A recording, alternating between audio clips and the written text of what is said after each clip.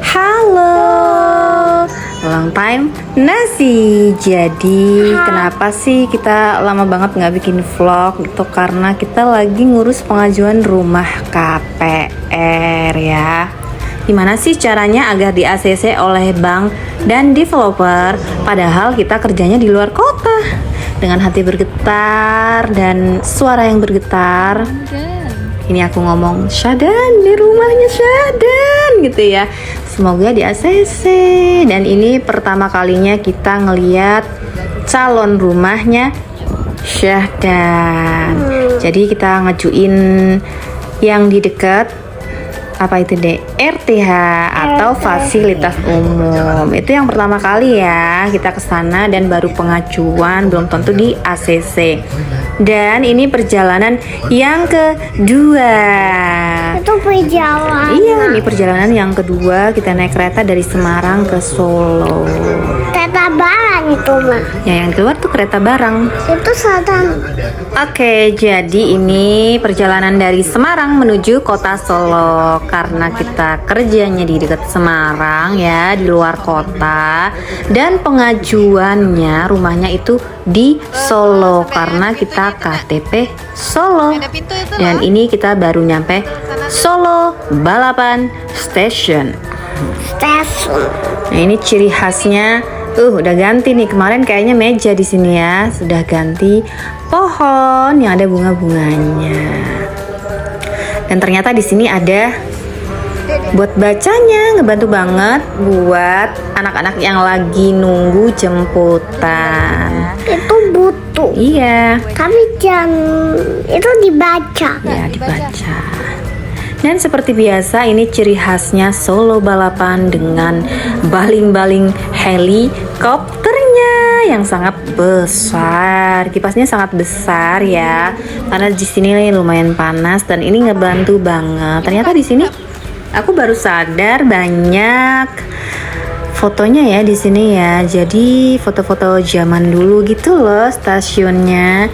Dan kita mau makan dulu sebelum kita mau akad. Ini makan di mana sih? Di warung makan Budul, tepatnya ada di dekat kampus UIN Raden Mas Said Surakarta. Ini menunya worth it banget ya. Jadi sebelum kita mau berangkat akad, kita mau makan dulu guys ya. Sebenarnya akadnya tuh besok, cuman ini H-1, jadi kita persiapan mau ngeliat dulu lokasinya seperti apa sih rumahnya setelah kita tinggal, bukan ditinggal sih, pertama lihat itu 1 bulan lalu. Sudah lapar. Jadi pengajuannya itu kurang lebih kalau mau di ACC itu 2 minggu ya. Setelah berkas dikumpulkan itu bakalan ada jawaban dari pihak bank di ACC atau enggaknya. Dan ternyata alhamdulillah kita di ACC guys ya. Nah ini cukup lebar ya untuk RTH-nya. Jadi kita dapat setengahnya itu guys. Tuh ada batas ya di tengah situ. Itu buat aliran air dari sungai kecil. Tuh cukup lebar dan lebarnya kurang lebih serumah ini ya. Tapi mengerucut ke belakang gitu. Ini rumah yang mau kita beli, belum dibersihkan ya. Dan cukup lah buat keluarga kecil. Nih kamarnya sudah dilengkapi dengan 2 jendela dan ventilasi. Dan ini kamar yang kedua. Ya belum dibersihkan. Dan enaknya apa sih kalau beli rumah di developer yang ini? Kalian itu dapat garansi 1 bulan. Kalau ada kerusakan kecil itu bisa diklaim dan bakalan diperbaiki. Dan enaknya di sini kita nggak perlu beli pompa air, udah dikasih dari sananya. Dan di bagian belakang sudah dilengkapi dengan dapur, tinggal kita naikin ke atas. Kalau aku lihat rumah yang lain-lainnya biasanya tuh dibiarin tanah plong gitu loh. Dan ini udah ada wastafelnya ya, walaupun seadanya ya, tapi udah cukup banget loh. Karena kalau bangun sendiri lumayan menguras biaya kantong kita. Tuh RTH-nya tuh.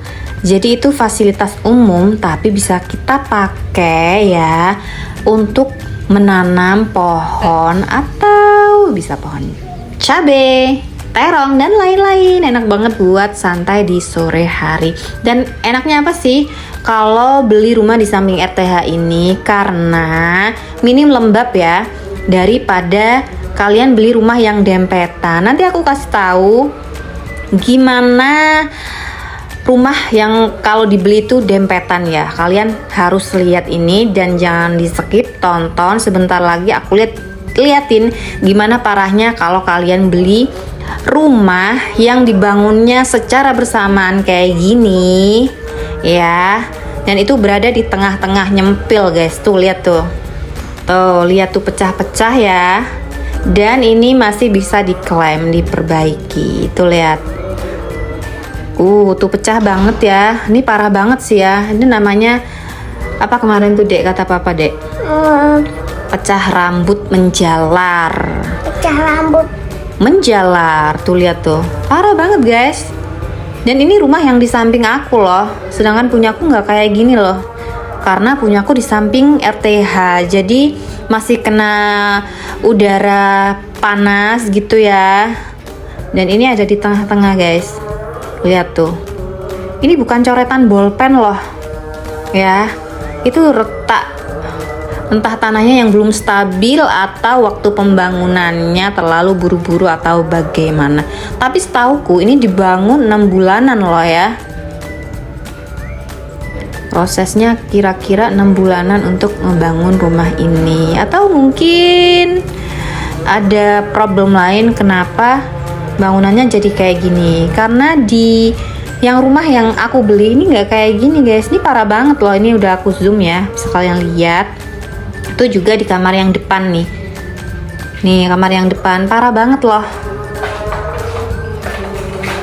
Nah memang harganya itu kalau yang deket RTH lebih mahal guys ya. Tuh lihat tuh. Jadi rumah yang ada di tengah-tengah atau nyempil di antara dua tetangga kanan kirinya itu biasanya rawan lembab karena itu gedungnya tuh apa ya, temboknya tuh kayak nggak bernafas gitu loh. Oke, nih lihat nih di dapurnya nih pecah guys, kalian bisa lihat. Tapi katanya ini bisa diklaim guys ya. Tuh lihat kamar mandinya tuh. Punya aku nggak kayak gitu loh. I don't know kenapa rumah yang sebelah aku tuh kayak gini.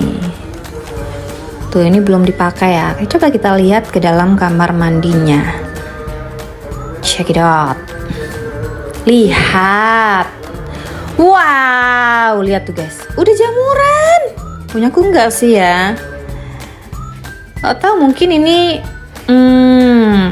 tukangnya atau bagaimana ya. Kalian yang spesialis tukang mungkin bisa nih komen di bawah ini. Kalau ini nggak bermasalah sampai ke depannya sih nggak apa-apa ya. Atau mungkin karena kemarin sempat hujan jadi lembab. Nih dan ini yang jamuran guys, tuh lihat tuh. Kayak salju tuh bukan salju loh. Itu jamur. Tuh. Lihatlah. Oke, jadi kita balik lagi ya. Gimana sih caranya di ACC rumah itu pengajuan KPR sedangkan kita kerja di luar kota. Sebenarnya itu tergantung dari kebijakan dari bank dan developernya. Dan yang punyaku ini bisa di ACC walaupun aku kerja di luar kota. Kemarin aku sempat tanya itu. Jadi yang bisa mengajukan dan kemungkinan di ACC itu adalah yang tempat kerjanya itu hanya berdekatan dengan rumah itu. Kan aku ngajunya di Solo ya. Jadi yang kemungkinan diterima itu yang maksimal tuh Sragen dan Jogja guys ya. Solo, Sragen, Jogja itu masih di ACC. Sedangkan ini aku udah di Semarang, bahkan deket Semarang, di Kendal ya. Jauh banget. Tapi ternyata masih bisa di ACC karena apa? Karena KTP ku ya, domisilinya itu di Solo. Itu kenapa masih bisa di ACC. Dan yang kedua adalah penghasilan kalian itu minimal adalah 3,5 juta dan maksimal 8 juta itu dari 2 orang, dari suami istri gitu ya. Oke, itu 2 syaratnya. Terus yang ketiga apalagi sih? Kalian harus menyiapkan DP. Aku ini DP-nya kemarin berapa ya? 34.100.300 rupiah. Jadi anggap 34.100.000 ya. Itu belum sama materainya sebanyak 22 kemarin itu. 22 materai, kurang lebih 220 ribuan lah ya. Kalian harus nyiapin 34.500.000 gitulah ya buat wira-wirinya juga selama di Solo ini. Tapi kalau aku nggak cukup guys, wira-wiri habis itu 1 juta. Dan apalagi sih? Nah, DP-nya itu kan 34.100.000. Itu DP all in ya, namanya tuh DP all in. Kenapa sih tinggi banget sih daripada yang lain-lain? Karena aku itu beli rumah yang belakangnya itu lebar banget. Kalian bisa lihat kan tadi dapurku itu nggak kayak rumah-rumah KPR pada umumnya, karena ada kelebihan tanah itu kurang lebih 7,5 ya, 7,5 meter. Jadi kamar mandiku itu memanjang ya, kurang lebih hampir 3 meter kali 1,5 meter, 2,7 meter lah kali 1,5 meter. Recommended banget ya. Dan dapurku itu juga 4 kali berapa ya? 4 kali 1,5 meteran mungkin ya. Ini enak banget segitu. loh baksonya. Jadi itu kenapa lebih mahal, padahal harusnya kita DP itu sekitar 25 atau 26 jutaan karena kita menambah dari tanahnya itu sendiri. Kemudian ada rincian-rincian biaya ya, yang itu nanti bakal dijelasin sama bank. Salah satunya adalah biaya waktu di bank tuh, waktu akad. Terus DPL ini itu sudah termasuk SHM gitu ya. Parkir yang sebelah sana. Apalagi ya dek? Pokoknya ada biaya-biaya lain gitu ya rinciannya. Kalian bisa lihat nanti ketika kalian pengajuan KPR. Oke, jadi juga ada biaya yang ditanggung oleh pemerintah itu sebesar 4 juta. Dan aku juga waktu awal booking itu 500.000 sudah mengurangi DP all in-nya sampai jadi 34.100.300 rupiah, belum termasuk materai. Dan ini waktu kita akad ya. Jadi berkas-berkas apa aja sih yang perlu dipersiapkan? Salah satunya adalah waktu pengajuan itu SK kerja, terus surat domisili, surat keterangan bahwa kalian itu belum memiliki rumah KPR, belum pernah mengajukan dan menerima bantuan dari KPR itu. Kemudian ya surat-surat seperti KTP, buku nikah, buku rekening gitu-gitu ya. Yang basic-basic aja sih. Dan kemudian seminggu setelah kalian mengajukan berkas, itu biasanya bakalan ada petugas dari bank yang bakalan survei ke tempat kerja kalian dan nanyain ke bagian kantor. Karena aku kerja di dosen di kampus, jadi disurvei ke bagian yang mengurusi itu ya, di bagian akademik dan lain-lain itu ya, BAK dan lain-lain.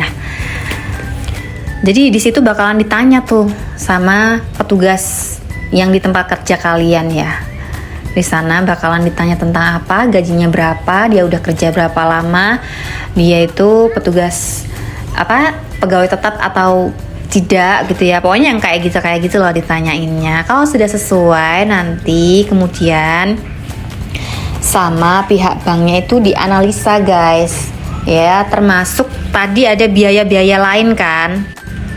Nah, aku di sini kena biaya 2 kali angsuran mengendap. Karena apa? Karena itu diperhitungkan dari total biaya hidup kalian plus nanti ada angsuran. Itu tuh kira-kira mepet nggak sih? Dan juga diperhitungkan kenapa 2 kali ngendap, bahkan ada yang 3 kali ngendap guys ya.